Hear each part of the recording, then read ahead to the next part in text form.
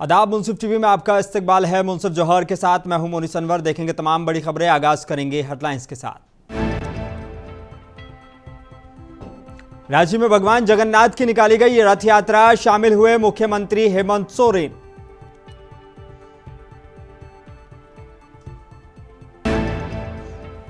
झारखंड में कल होगा मंत्रिमंडल का विस्तार, इरफान अंसारी ले सकते हैं मंत्री पद की शपथ।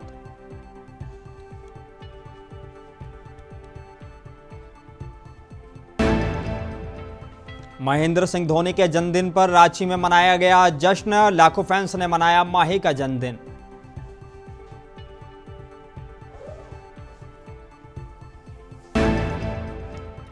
और झारखंड में भरभराकर गिरी बहुमंजिला इमारत, अंदर फंसे कई लोग, 3 लोगों की मौत की खबर।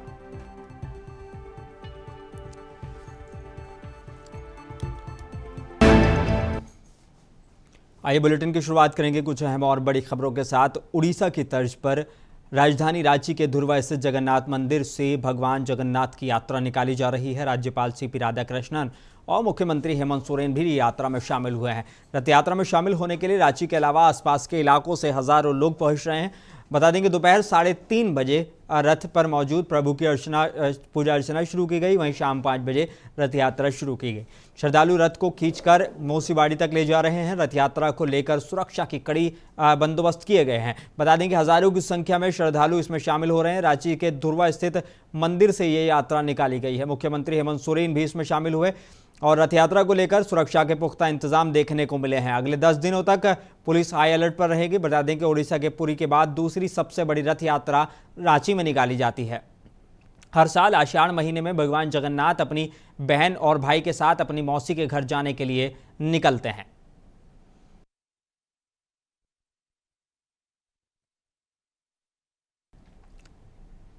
कल यानी 8 जुलाई को विधानसभा सत्र के दौरान हेमंत सोरेन अपनी सरकार का बहुमत साबित करेंगे। इसके बाद मंत्रिमंडल का विस्तार होगा। सूत्रों के मुताबिक जामताड़ा से कांग्रेस पार्टी के विधायक इरफान अंसारी भी मंत्री पद की शपथ लेंगे।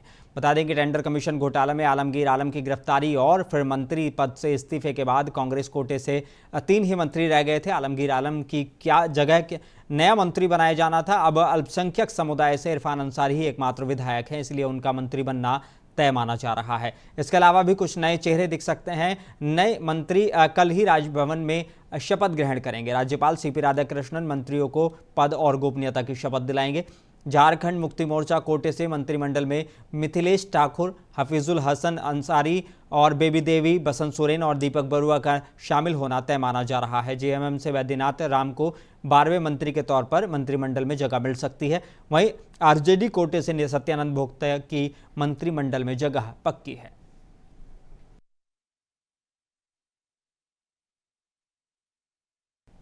और झारखंड के देवघर से बड़ी खबर आ रही है, जहां देवघर शहर में एक पुरानी बहुमंजिला इमारत ढहने की खबर सामने आई है। इस हादसे में बिल्डिंग के अंदर करीब 1 दर्जन लोग दब गए थे। बताया जा रहा है कि मलबे में दबने के कारण 3 लोगों की मौत हो गई है। एनडीआरएफ और स्थानीय लोगों ने मलबे के नीचे से 7 लोगों को निकाल लिया है। इनमें से 4 लोगों के इलाज के लिए सदर हॉस्पिटल में भर्ती कराया गया है। मृतकों की पहचान सुनील कुमार, उनकी पत्नी सोनी देवी और मनीष दत्त के रूप में हुई है। साथ ही घायलों के नाम दिनेश बर्णवाल, मुन्नी बर्णवाल, सत्यम और अनुपमा देवी हैं। एनडीआरएफ की टीम ने 3 बच्चों को सुबह ही सुरक्षित निकाल लिया था। दरअसल देवघर में रविवार सुबह 3 मंजिला पुराना भवन अचानक भर कर गिर पड़ा था। इसकी जानकारी मिलते ही जिला प्रशासन के अफसर और गोड्डा के सांसद निशिकांत दुबे मौके पर पहुंचे। इसके बाद एनडीआरएफ की टीम बुलाई गई और रेस्क्यू ऑपरेशन शुरू किया गया। एनडीआरएफ के राजेंद्र कुमार ने मीडिया से बात की, क्या कुछ कहा, सुनिए। तो जैसे ही सूचना मिला, हमने बिना समय गंवाए हुए हम इंसिडेंट साइट के ऊपर आए। हमारी टीम ने सबसे पहले हम लोगों ने यहाँ पर कितने विक्टिम अंदर फंसे हुए हैं उनकी जानकारी हासिल करी। उनके लोकेशंस कहाँ कहाँ पर हैं उसके बारे में हमने जानकारी की और प्रायोरिटी के हिसाब से जहाँ से कि हमारे को ये जो कोलैप्स बिल्डिंग आप देख रहे हैं, जिससे कि हम एक तरह से उसमें इंटर कर सके, हमने पहले वो रास्ते को देखा और रास्ते को देखने के बाद जहाँ पर हमारा पहला विक्टिम फंसा हुआ था, वो बात हो रही थी, हमने सबसे पहले वहाँ रास्ता बनाई। उस विक्टिम को हमने इवैक्यूएट किया। उसके साथ में दूसरा भी विक्टिम था, उसको भी इवैक्यूएट किया। लेकिन जो मलबा था वो पूरा अंदर से दबा हुआ था, अंदर जाने का कोई रास्ता नहीं। फिर जो और भी जो लोग थे, इसमें 2 बच्चे सुबह में बिल्डिंग कोलैप्स होने के बाद यहाँ के सिविल्स ने उनको बाहर निकाला था। उन बच्चों से हमने पूछा कि विक्टिम्स का लोकेशन कहाँ पर है। विक्टिम का लोकेशन हमने पहले सुनिश्चित करी, तो उसके बाद साइड से हमने विक्टिम को आवाज़ दी। विक्टिम ने रिस्पॉन्स किया 2 लोकेशंस पे। पहले लोकेशन से तो हमने 2 विक्टिम को, पहला विक्टिम बिल्कुल अच्छे कंडीशन में था, कॉन्शस कंडीशन में था, जबकि दूसरा विक्टिम अनकॉन्शस था। एनडीआरएफ के द्वारा जो ऑपरेशन चलाया गया, रेस्क्यू ऑपरेशन, उसमें 7 लोगों को हम लोगों ने रिकवर किया है मलबे के नीचे से, जिसमें से 4 व्यक्ति जो हैं वो फुल्ली कॉन्शियस थे, बात कर रहे थे, उनको समझ है। 3 जो लोग हैं उनकी स्थिति थोड़ी सेंसिटिव है, लेकिन उनको सदर अस्पताल में अभी इलाज में रखा गया है। मेडिकल टीम वहाँ पे प्रतिनियुक्त है जो कि इनको रेगुलर मॉनिटरिंग कर रही है। तो हमें उम्मीद है कि सभी जो 4 व्यक्ति हैं जो कॉन्शियस हैं, उनको तो हम लोग अच्छी मेडिकल केयर से बचाने में सफल रहे हैं। 3 व्यक्तियों की पोजीशन थोड़ी अभी सेंसिटिव है। एक बार हम लोगों को उसमें जानकारी लेनी रहेगी, उसके बाद आपके आगे के फिगर्स आपके।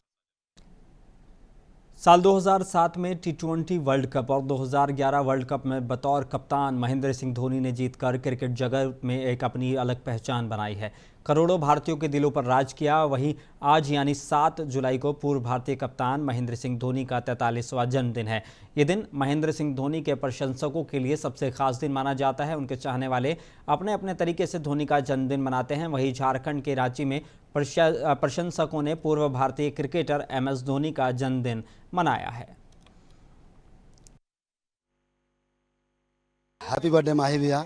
माता रानी ऐसे ही आपको स्वस्थ रह के तंदुरुस्त रहें और आप ऐसे ही हमें इंस्पायर करते रहें, और हम चाहेंगे कि आप ऐसे ही खेलते रहें। हमारे जो अब तो फ्रेंचाइज क्रिकेट खेलते हैं आप, इंटरनेशनल क्रिकेट खेलते नहीं हैं, बट जो भी क्रिकेट खेलते हैं आप उसे खेलते रहें ताकि हमें इंस्पिरेशन मिले, हमें आपको देखने का मौका मिले। और आज उनका 43वां बर्थडे है, तो हम लोग सारे जितने भी फैंस हैं और जितने भी मेरे एकेडमी के बच्चे हैं, सब लोगों ने केक डिज़ाइन किया था और कुछ खाने पीने का भी प्रबंध है। और हम यहाँ के बाद उनके घर के बाहर जाएंगे और हम चाहते हैं कि कभी आपको और मौका मिले तो 2 मिनट के लिए हमारे साथ जरूर बर्थडे सेलिब्रेट करें, क्योंकि हम 2010 से आपका बर्थडे सेलिब्रेट कर रहे हैं और कभी ऐसा सौभाग्य नहीं मिला कि आपके साथ केक काटे। तो एक मौका कभी दे हमें जिंदगी में, तो बहुत बड़ी बात होगी हमारे लिए। धोनी, सबसे पहले हैप्पी बर्थडे धोनी। आप हम सब के लिए एक प्रेरणा है, और सबसे बड़ी बात कि आपसे मेरे बच्चे बहुत कुछ सीख रहे हैं, जो इस दुनिया में मतलब जो आप जो दे कर जा रहे हैं ना, शायद कोई नहीं दे पाएगा। और उससे बहुत कुछ, सिर्फ क्रिकेट ही नहीं, बहुत कुछ ऐसा चीज सीख रहे हैं बच्चे जो सबसे अलग है। मतलब जो अपने काम के प्रति निष्ठा, ईमानदारी और कैसे एक टीम को मैनेज करते हैं, वो सारा कुछ बच्चे उन्हीं से सीख रहे हैं। तो ये चीज बहुत बड़ी बात है, बहुत अच्छा लग रहा है। मतलब बच्चे बोलते हैं मम्मा, एक बार जो धोनी का जब फिल्म आया था ना, तो वो जो मतलब मेरा बेटा बहुत रोया था उसे देख के। टीम इंडिया के पूर्व कप्तान महेंद्र सिंह धोनी 7 जुलाई को अपना 44वां जन्मदिन मना रहे हैं। इस मौके पर उनके होम टाउन रांची में जश्न का माहौल है। फैंस उनके घर के बाहर केक काटकर जश्न मना रहे हैं, तो शहर के क्रिकेट एकेडमी में भी माही का बर्थडे सेलिब्रेट किया जा रहा है। धोनी ने अपनी पत्नी साक्षी के साथ आधी रात को केक काटकर बर्थडे सेलिब्रेशन की शुरुआत की। साक्षी ने अपने पति के लिए देर रात सरप्राइज प्लान किया। इस सेलिब्रेशन की वीडियो साक्षी ने अपना इंस्टाग्राम अकाउंट पर शेयर की है।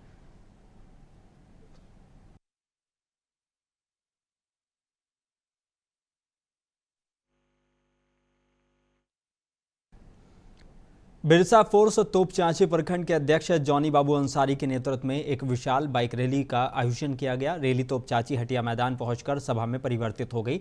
सभा को बिरसा फोर्स के संस्थापक अजमौली भाई ने संबोधित किया और कहा कि झारखंड राज्य अलग जिस उद्देश्य के तहत किया गया था, वो उद्देश्य 2019 तक भारतीय जनता पार्टी की सरकार ने पूरा नहीं किया। 2019 के बाद हेमंत सोरेन के नेतृत्व में झारखंड में सरकार बनी और झारखंड विकास की तरफ अग्रसर है। उन्होंने कहा कि आने वाले विधानसभा चुनाव में मैं टूंडी विधानसभा क्षेत्र में अपनी किस्मत आजमाने के लिए तैयारी कर रहा हूं। आप सभी को का अपार समर्थन इसी तरह मिलता रहे तो निश्चित तौर पर मुझे आने वाले विधानसभा चुनाव में कामयाबी जरूर मिलेगी।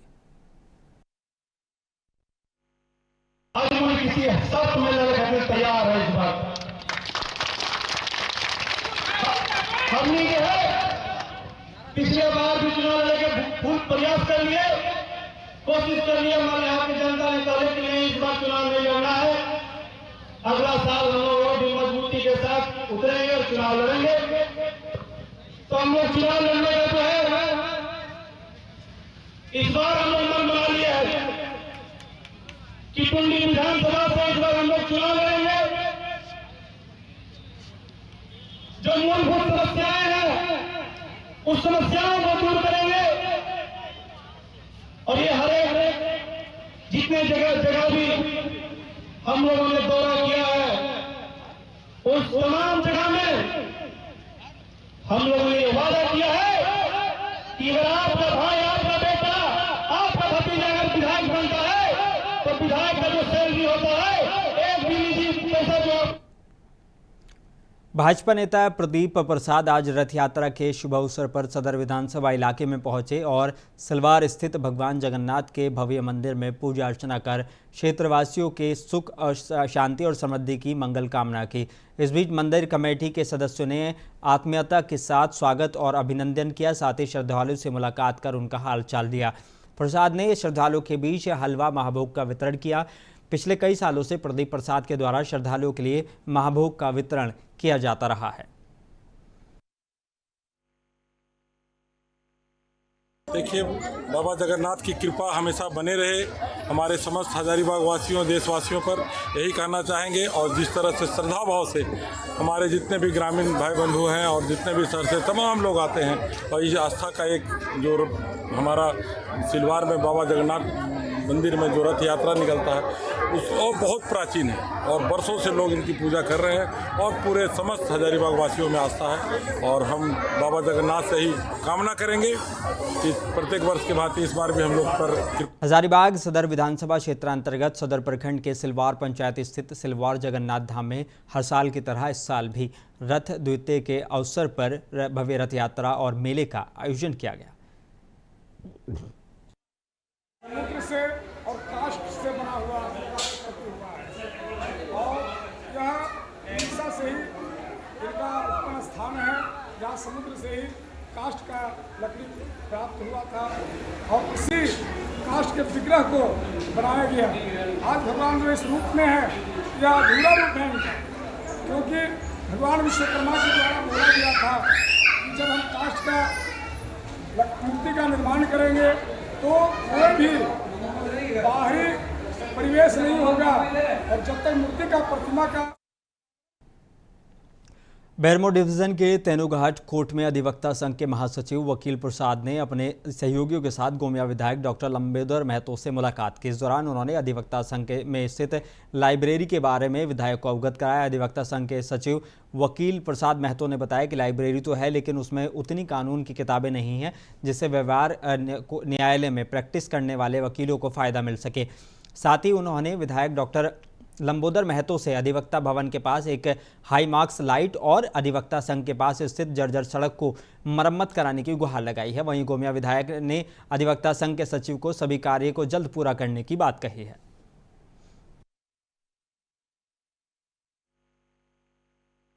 माननीय विधायक के आवास में प्रतिदिन जो उनका जनता दरबार लगता है उसी क्रम में मिलने का सौभाग्य हुआ। उनके मौखिक आश्वासन के आधार पर मैं 5,36,000 रुपये का एक बुक लिस्ट देते हुए उनसे निवेदन किया कि हमारे लाइब्रेरी में पुस्तकों की संख्या कम है। उन्होंने मुझे आश्वस्त किया है कि अपने विधायक कोटे से इसी माह 31 जुलाई तक वो पुस्तकें हमको। तेनुघाट को हम लोग किस तरह से सुदृढ़ करें, तो उस संदर्भ में था कि हम लोग वहाँ पर बार एसोसिएशन में जो लाइब्रेरी है वहाँ के अधिवक्ताओं के लिए सुदृढ़ हो, तो इस दिशा में पहले भी हम लोग विधायक कोटा से 5 लाख रुपया का अनुशंसा कर चुके थे। तो आज बार एसोसिएशन के द्वारा सूची आई है, सूची हम लोग पत्र के माध्यम से विकास आयुक्त को सौंपेंगे और चूँकि पूर्व से अनुशंसा किया उस अनुशंसा के आलोक में राशि निर्गत हो जाए, इन लोगों को पुस्तक उपलब्ध हो जाए। बोकारो में ठेका मजदूरों के साथ शोषण करने के खिलाफ आज क्रांतिकारी मजदूर यूनियन ने बीएसएल प्रबंधन के खिलाफ प्रदर्शन कर धरना दिया है। धरने का नेतृत्व कर रहे यूनियन के नेता नेता डीसी गोराई ने कहा कि प्रबंधन ठेका मजदूरों के साथ अन्याय कर रहा है। उन्होंने कहा कि कानून को ताक पर रखकर ऑक्सीजन प्लांट लगाया गया है जिसमें 300 से ज़्यादा मजदूर काम करते हैं। उन्होंने कहा कि ठेका मजदूरों को दी जाने वाली सुविधाएं बिल्कुल नदारद हैं। साथ ही उन्हें परिचय पत्र भी नहीं मिलता है। सेफ्टी का ख्याल नहीं होने से आए दिन मजदूरों की मौत होती है। उन्होंने कहा कि मजदूरों के समस्याओं को लेकर हम आंदोलित हैं और अगर प्रबंधन समस्याओं का समाधान नहीं करेगा तो हम प्लांट को चलने नहीं देंगे। बोकारो स्टील प्लांट का इतिहास में पहला बार ऐसा हो रहा है जो ठेका मजदूर का साथ जुल्म हो रहा है। इस जुल्म का कतई बर्दाश्त नहीं किया जा सकता। दूसरी बात है, बोकारो स्टील प्रबंधन ने एनएस कंपनी के नाम पर ऑक्सीजन प्लांट खोलने के लिए लीज में अपना एक फैक्ट्री खुलवा दी। उस फैक्ट्री में काम करने वाला 200-300-400 मजदूर है, जिसको अभी तक आज तक पिछले 3-4 साल से उनका ना न्याय मिला, ना श्रम कानून का सुविधा मिला, ना उनका साथ किसी किस्म का रियायत किया गया। उनका गेट पास बनाया वो गैर कानूनी ढंग से बनाया गया है। उनका पीएफ नहीं करता है, उनका ईएसआई नहीं देता है, उनका निम्नतम मजदूरी नहीं देता है, उनका सेफ्टी का कोई इक्विपमेंट नहीं है। और जो मजदूर ने उसको अपना हक अधिकार का बात करता है कंपनी के सामने, एनएक्स कंपनी में जो उसका ठिकाना है रैम, उन्होंने टोटल ठेका मजदूर को 100 मजदूर को काम से हटा दिया। गेट पास है सबका ठेका मजदूर हटा दिया। हम लोग आज एक बैठक कर रहे हैं, उसमें मीटिंग करेंगे और 1-2 दिन का नहीं हम लोग डीसी के जबरदस्त घेराव होगा और डीसी के सामने। हजारीबाग में भाजपा नेता प्रदीप प्रसाद ने हृदय स्थली झील परिसर में सैलानियों, छात्र छात्राओं और आम जनता के बीच में पौधा का वितरण किया है।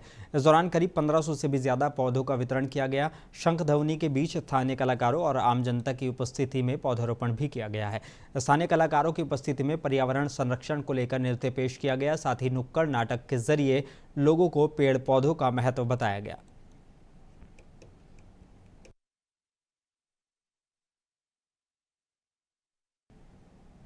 आज गोटा भारत सिद्धो कान्हू हूल बेसी दिगुली स्थित संथाल कांटा पोखर परिसर में विभिन्न कार्यक्रम का आयोजन किया गया। वहीं सांसद नलिन सोरेन यहाँ पहुंचकर संथाल कांटा पोखर का परिदर्शन किया और शहीदों को श्रद्धांजलि अर्पित की। पोखर परिसर में विद्रोह में शहीद हुए और आंदोलनकारियों को श्रद्धांजलि दी गई है।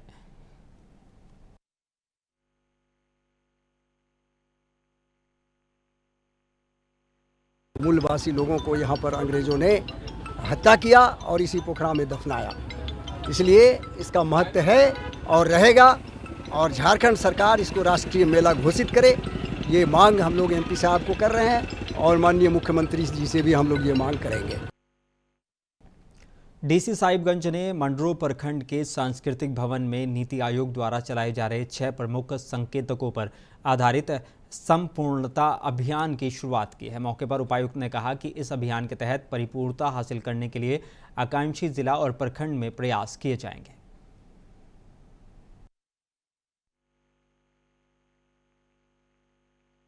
जैसा कि आप सभी लोगों को विदित है कि आज संपूर्णता अभियान की लॉन्चिंग हुई। इस अभियान के माध्यम से हमारी जितनी भी मंडलों की जनता है उस मंडलों की जनता को हम सियालजोरी थाना इलाके के चंदाहा गांव में शव दफनाए जाने के बाद 2 समुदाय के लोग आमने सामने हैं। अनहोनी की आशंका को देखते हुए गांव को पुलिस छावनी में तब्दील कर दिया गया है।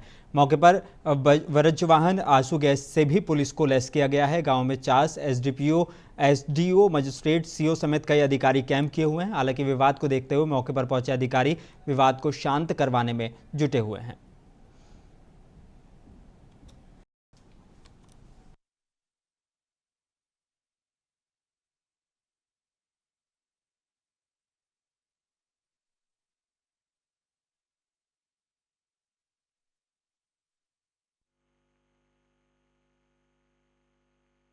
भूमि विवाद को लेकर के 2 पक्षों में रोष की सूचना थी और पर्व त्यौहार का टाइम है, इसीलिए सूचना मिलते ही हम लोग यहाँ पे मौजूद हैं कि किसी भी तरीके की विधि व्यवस्था की समस्या उत्पन्न ना हो। अभी यहाँ पे स्थिति सामान्य है, शांतिपूर्ण है और किसी भी तरीके की अगर आशंका होती है तो उससे निपटने के लिए पूरी तरीके से तैयार है। क्या मामला क्या है? मामला अभी स्पष्ट नहीं है। इसकी जाँच जो है टीम बना करके सीओ स्तर से करवा रहे हैं और जांच होने के बाद जो तथ्य सामने आएंगे उसके बाद ही कुछ कहना संभव हो पाएगा। भूमि विवाद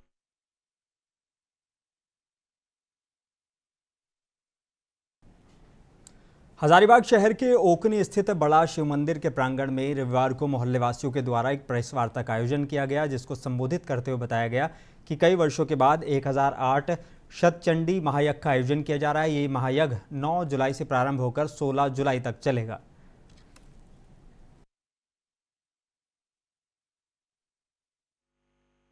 श्री शतचंडी महायज्ञ का आयोजन किया गया है।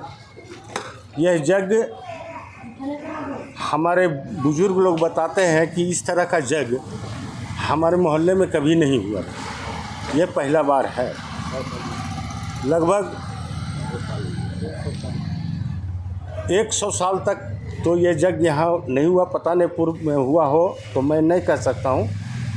आज इतना मोहल्ले के लोग, बड़े बुजुर्ग, छोटे बच्चे इतना उत्साहित हैं इस यज्ञ को लेकर के कि हर तरह का सहयोग हम लोगों को समिति को मिल रहा है।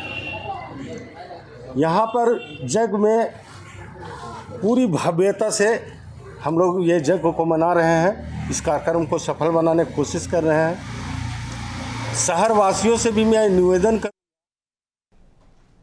बेरमो अनुमंडल के पेटरवार में हिंदू पंचांग के मुताबिक हर साल आषाढ़ माह के शुक्ल पक्ष की द्वितीय तिथि को भगवान जगन्नाथ यात्रा निकाली जाती है। आज सुबह से ही पेटरवार न्यू बस स्टैंड में आचार्य राजेश कुमार गुरु के द्वारा पूजा अर्चना की गई। वहीं पूजा अर्चना के लिए श्रद्धालुओं की भी भीड़ उमड़ पड़ी। वहीं रथ यात्रा में गिरडी सांसद चंद्र प्रकाश चौधरी, सुधीर सिन्हा, श्रीधर महतो, ओम प्रकाश सहगल, पंकज सिन्हा, रितेश कुमार सिन्हा सहित कई लोगों ने पूजा में शिरकत की है।